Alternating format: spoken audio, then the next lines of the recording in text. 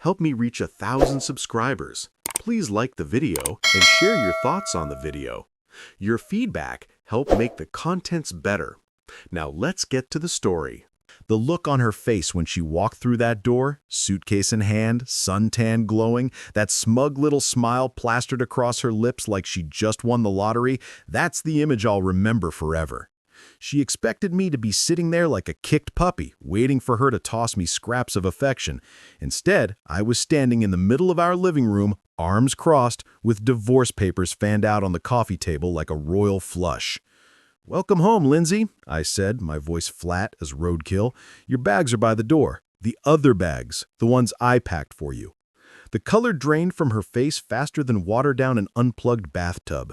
That beautiful tropical glow turned into something closer to spoiled milk. Her mouth opened and closed like a confused goldfish, and honestly, it was the most genuine expression I'd seen from her in months. My name is Marcus Webb. I'm 34 years old, and up until 3 weeks ago, I thought I had a pretty decent life. I'm a software engineer for a mid-sized tech company in Portland, Oregon. Nothing fancy, but the pay is good enough that we lived comfortably in a nice townhouse in the suburbs. I'm the kind of guy who keeps his head down, does his work, comes home to a cold beer and whatever's on Netflix. Average height, average build, the kind of face you'd forget in the crowd. My buddy Jake always said I was aggressively normal, and I never argued with that assessment. I married Lindsay 6 years ago. She was a pharmaceutical sales rep, beautiful, charismatic, the kind of woman who could sell ice to Eskimos and make them thank her for the privilege. Long, dark hair, green eyes, a smile that could light up a room or destroy a man's common sense. I fell for her hard and fast, the way you fall downstairs, no grace, all impact. For the first few years, things were good, great even. We traveled a little, talked about buying a house, maybe having kids someday. But somewhere around year 4, something shifted. She started taking more work trips, longer ones, coming home distracted, distant. Her phone was suddenly password protected. She'd smile at her screen and then hide it when I walked into the room.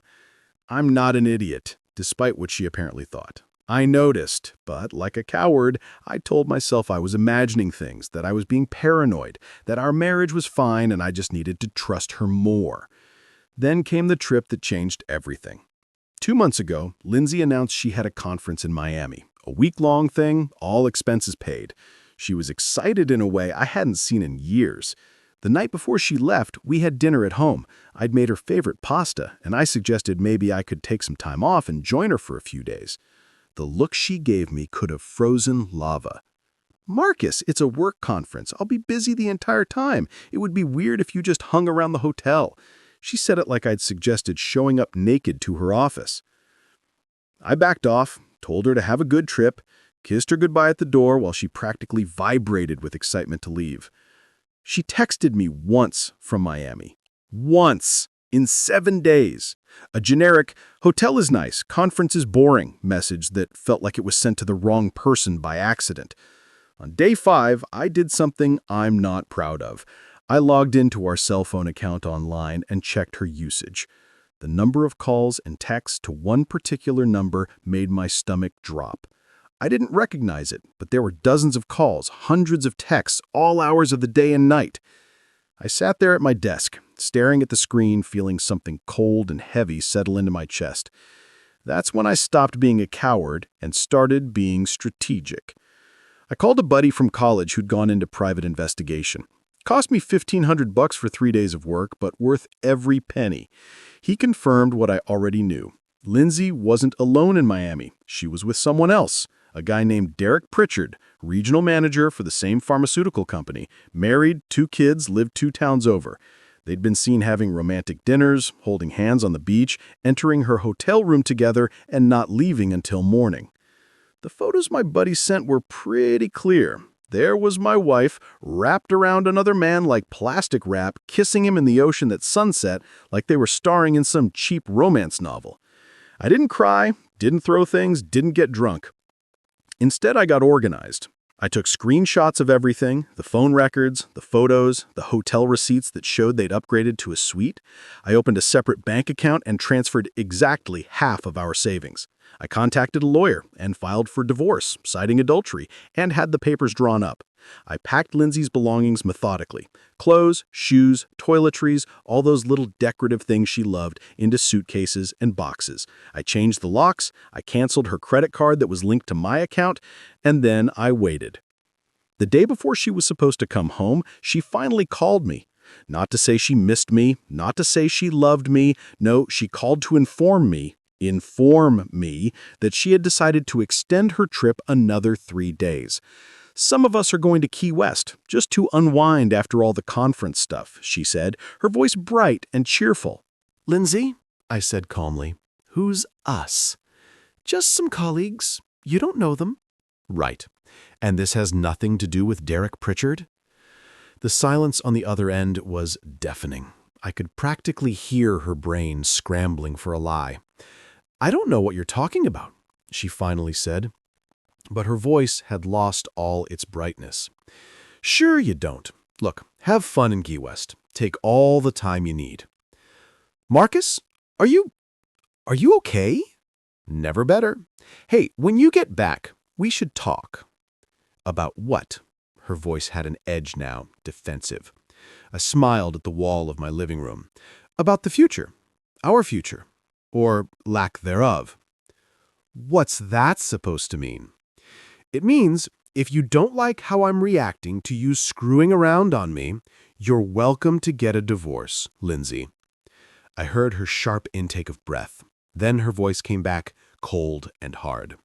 You know what, Marcus? Maybe I will. Maybe that's exactly what I'll do. Don't like it? Get a divorce yourself. Okay, I said simply. Okay, that's all you have to say? What else is there? Enjoy Key West. I'll see you when you see me. I hung up before she could respond. She tried calling back 4 times. I didn't answer. She sent a flurry of texts. Angry ones, then confused ones, then ones trying to gaslight me into thinking I'd misunderstood something. I read them all and responded to none. 3 days later, she finally came home, apparently deciding that she'd made her point and I'd been sufficiently punished with her absence. That's when she walked into the scene I described. Me standing there, her packed bags waiting, divorce papers on display like a museum exhibit. "What the hell is this?" she asked, her voice climbing into that upper register that used to make me automatically apologize for things that weren't my fault. "This is me taking your advice," I said. "You said to get a divorce. So I did. Papers are on the table. You've been served, by the way. Got a process server to catch you at the airport. Wasn't that professional of me?" Her face went through several interesting color changes. "You can't be serious." "Dead serious, which is more than I can say for our marriage. That's been dead for a while, hasn't it, Lindsay? I was just too stupid to see it." She dropped her suitcase. "Marcus, I think we need to talk about this." "Oh, now you want to talk. Funny how that works. You spend a week screwing around with Derek in Miami, extend your trip to Key West without a second thought, tell me to get a divorce if I don't like it, and now you want to talk?" I didn't. She was stumbling over her words, something I'd never seen her do. Lindsay always had a perfect response ready. Not today, though. "Save it," I pointed to the papers. "It's all there. Adultery. I've got phone records, photographs, witness statements. My lawyer says it's pretty cut and dry. Oregon is a no-fault state, but judges still don't love cheaters when it comes to asset division." "Photographs?" Her voice was barely a whisper now. "Oh yeah. You and Derek made a cute couple in those sunset photos. Really romantic stuff. I'm sure his wife will appreciate them when she files her divorce." Lindsay's face went white. "You didn't." "I did. Sent them to Carol Pritchard yesterday. She was very grateful for the information. Said she'd been suspecting something for months. I believe her exact words were, 'That son of a bitch.'" I shrugged. "She seems nice. We had a good conversation." "Marcus, you bastard." "You're the bastard? That's rich." I laughed, and it felt good. It felt cleansing. You cheated on me, Lindsay, for months, apparently. You looked me in the eye every day and lied. You took our marriage vows and set them on fire. But I'm the bastard for exposing the truth? She tried a different tactic, her eyes getting wet. Here come the tears, right on schedule. I made a mistake. It didn't mean anything. It was just, I don't know, I felt lost, and Derek was there, and it just happened. It just happened. For months, in multiple states, with hotel upgrades and romantic dinners. Yeah, that sounds like something that just happened. I shook my head. You know what the sad part is? If you'd come to me a year ago and said you were unhappy, that you wanted out, I would have been devastated, but I would have respected it. We could have ended things like adults. Instead, you chose to humiliate me. I wanted to hurt you, but you did. And worse, you didn't even care enough to be discreet about it. You got sloppy because you thought I was too dumb or too passive to ever do anything about it. She was crying for real now, mascara running down her cheeks. Please, we can fix this. I'll end things with Derek. We can go to counseling. I love you, Marcus. I made a terrible mistake, but I love you. No, you don't. I said it quietly but firmly. You love the life we had, the comfort, the house, the financial security. You love not having to explain to your family and friends that your marriage failed, but you don't love me. If you did, you never would have betrayed me like this. Where am I supposed to go? The tears were still falling, but I could see the calculation behind her eyes. She was trying to figure out her next move. Not my problem anymore. Maybe Derek will take you in. Oh wait, his wife kicked him out too. Carol's got a good lawyer, apparently. Maybe your two cheaters can get a place together. Wouldn't that be poetic? You're being cruel. I'm being fair. There's a difference. I walked to the door and opened it. Your name's not on the lease anymore. I called the landlord, explained the situation. He was very understanding. You have no legal right to be here. This is my home. Was your home, past tense. You gave it up when you decided Derek was more important. I gestured to the packed bags. I was nice enough to pack your stuff. You've got everything. Well, everything except half the savings. That's in my account now. 50-50 split, just like the lawyer said was fair. Lindsay looked at the bags, then at me, then at the divorce papers. I could see her trying to find an angle, a way to manipulate the situation back in her direction. She'd always been good at that. Fine, she finally said, her voice turning to ice. But you're going to regret this, Marcus. You'll never find anyone else. You're too boring, too average, too forgettable. I was the best thing that ever happened to you, and you're throwing it away because of one mistake. I smiled at her, a real, genuine smile. You know what's funny? I actually believe you believe that. You think so highly of yourself that you can't imagine a world where you're not the prize. But here's the thing, Lindsay. I'd rather be alone and boring than married to someone who thinks so little of me that she'd cheat without a second thought. So yeah, maybe I am average. Maybe I am forgettable. But at least I'm honest. At least I'm loyal. At least when I make a promise, I keep it. She grabbed her bags, had to make 2 trips, and I didn't help, and walked to her car. Before she got in, she turned back to me one last time. You'll come crawling back. When you realize how lonely you are, you'll beg me to come back. Don't hold your breath. It's bad for your complexion. She drove off, tires squealing, probably hoping for some dramatic exit. I watched her go, then closed the door and locked it. The townhouse felt different, quieter, but not in a bad way, in a peaceful way. I poured myself a whiskey, the good stuff I'd been saving for a special occasion, and sat down on the couch. The divorce papers were still on the coffee table. I'd sign them tomorrow and send them to my lawyer. Over the next few weeks, things progressed exactly as planned. Lindsay tried the emotional manipulation route. Long texts about how much she missed me, how we could work things out. When that didn't work, she tried anger, threatening to take me for everything. My lawyer shut that down pretty quickly with the evidence of adultery. Derek's wife Carol and I became unlikely friends. She was a teacher, smart and funny, and she'd been dealing with Derek's infidelity for years without proof. We'd get coffee sometimes and compare notes on our cheating spouses. It was therapeutic in a dark comedy kind of way. "I can't believe I wasted 15 years on that man," Carol said one afternoon, stirring her latte. 6 years for me, though looking back, probably only 4 good ones. You know what the worst part is? I feel relieved, like a weight has been lifted. Same here. I keep waiting to feel devastated, but mostly I just feel free. She laughed. Free to be boring and average? I told her about Lindsay's parting shot. Exactly. Free to be gloriously mundane. The divorce was finalized 3 months later. Lindsay tried to drag it out, but with the evidence against her, her lawyer advised her to just sign and move on. She got nothing from me except her personal belongings and her car. The savings were split 50-50, the way it should be.